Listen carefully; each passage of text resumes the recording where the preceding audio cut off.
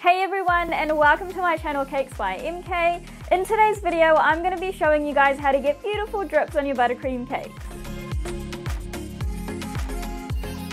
It can be pretty tricky business adding drips to your cakes, and there's also a difference between getting white chocolate and dark chocolate drips. So today I'm going to be sharing with you guys my tips and tricks on how to achieve both.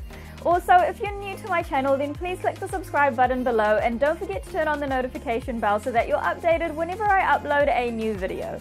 But apart from that, stay tuned and I hope you guys enjoy this video.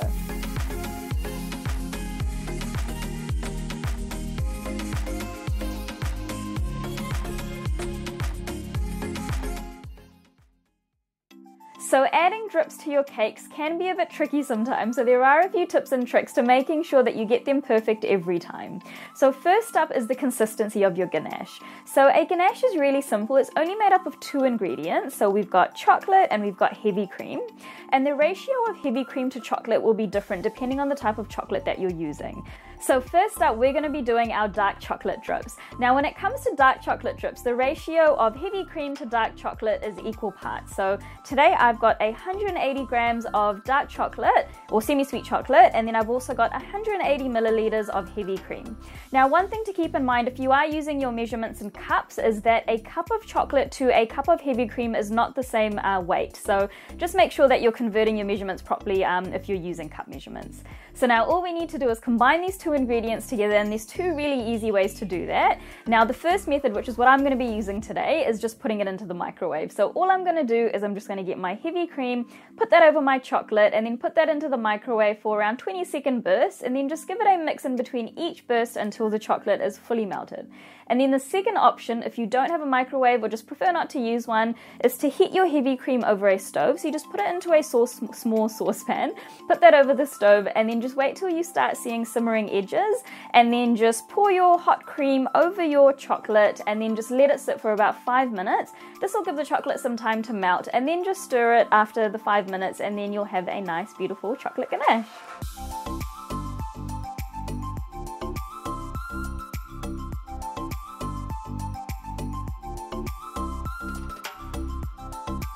Alright, so I'm going to go get this into the microwave and then we'll be back once it's all melted. So our chocolate and cream are fully combined now. Our chocolate's really nice and melted, and we're left with this really beautiful, silky smooth chocolate ganache. But our chocolate ganache isn't quite ready to pour onto our cakes just yet because it's still pretty warm. So you don't want to put really warm ganache onto a buttercream cake for 2 reasons. So 1, because you run the risk of melting your buttercream, and 2, because warm ganache is still really thin. So if you go ahead and pour it over your cake now, it's going to end up just, running down your cake, and you're going to have a whole pool of ganache at the bottom of your cake. So we need to just let this cool down for a bit. So I'm going to leave it for about 15 to 20 minutes, and then hopefully we'll be back in ready to drip it onto our cake. So our chocolate ganache has been cooling down now for about 30 minutes, and it's at a really nice consistency now for us to drip over our cake. So it's thickened up quite a bit, but it's still got that really nice flow to it, which is going to give us some really nice drips on our cake.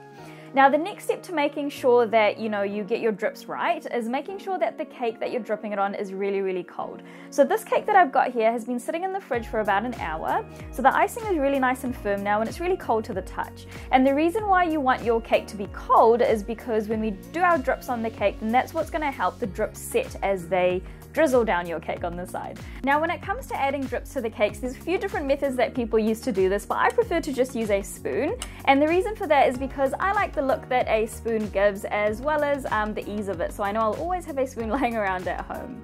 Now when it comes to adding the drips, I just grab spoonfuls of ganache and then I just drop it over the edges of the cake. And depending on whether you want your drips to be long or short, you just drop more or less ganache. So I like to change it up in mine. I like having different heights of the drips, and so I just add varying amounts of ganache over the edge of the cake, and that's pretty much it. Now before you go ahead and drip your whole cake, I would highly recommend doing a test strip first, just to make sure that your drips are coming out the way that you want. So I'm going to go ahead and do a test strip now, and we'll see how it goes.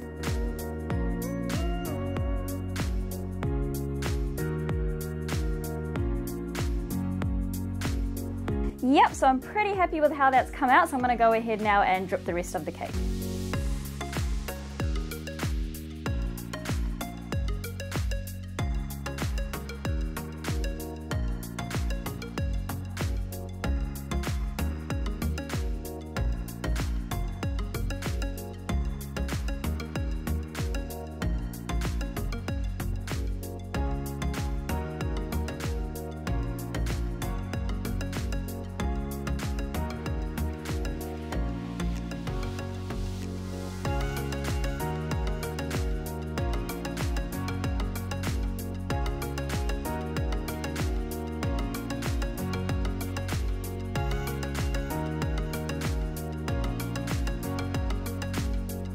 And now I'm just filling out the tops by dropping spoonfuls of ganache in any of the empty spaces.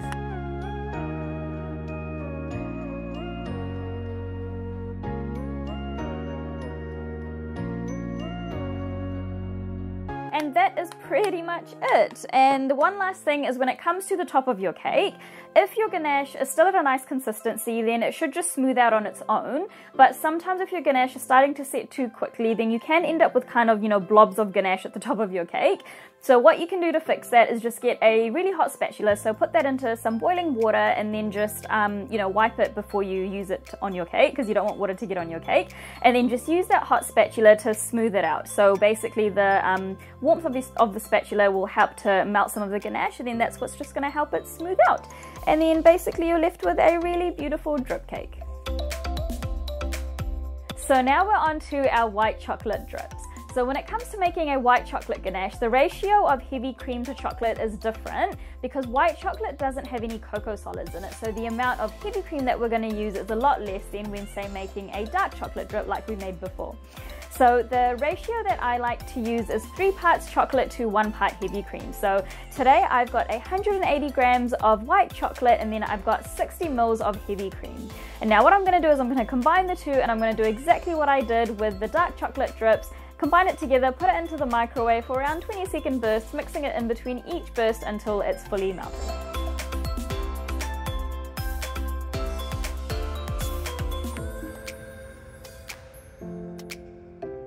Alright, and then we'll be back once it's fully melted. So our white chocolate and heavy cream are nicely combined now, and we're left with this really nice white chocolate ganache. But as you can see, the color's not quite as white as we'd like it to be, and that's because when you melt white chocolate, you actually end up with this more yellowy color. So now this is a great time to, color this white chocolate any color you like. So if you're going for a pink chocolate drip or a blue chocolate drip, you can go ahead and add whichever colorings you like to it. But today, because we're going for a white chocolate drip, I'm going to be adding some white food coloring to it until I'm happy with the color.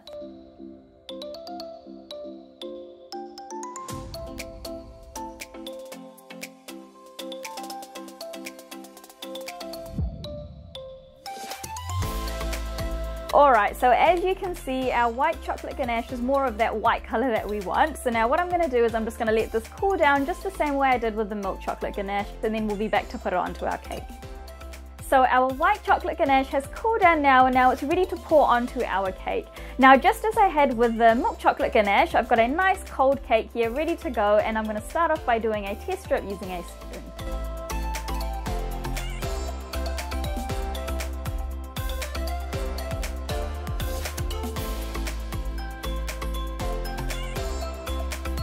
Yep, so I'm happy with how that drip's come out, so I'm going to go ahead now and do the rest of the drips around the cake.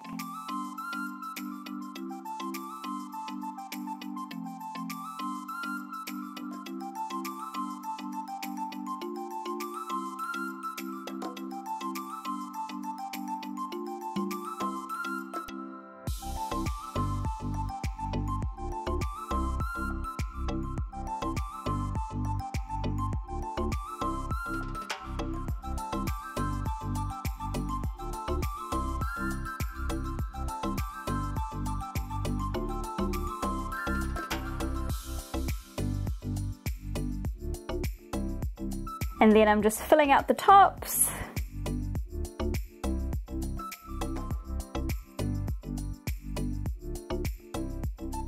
Alright, and there you have it, a beautiful white drip on a cake.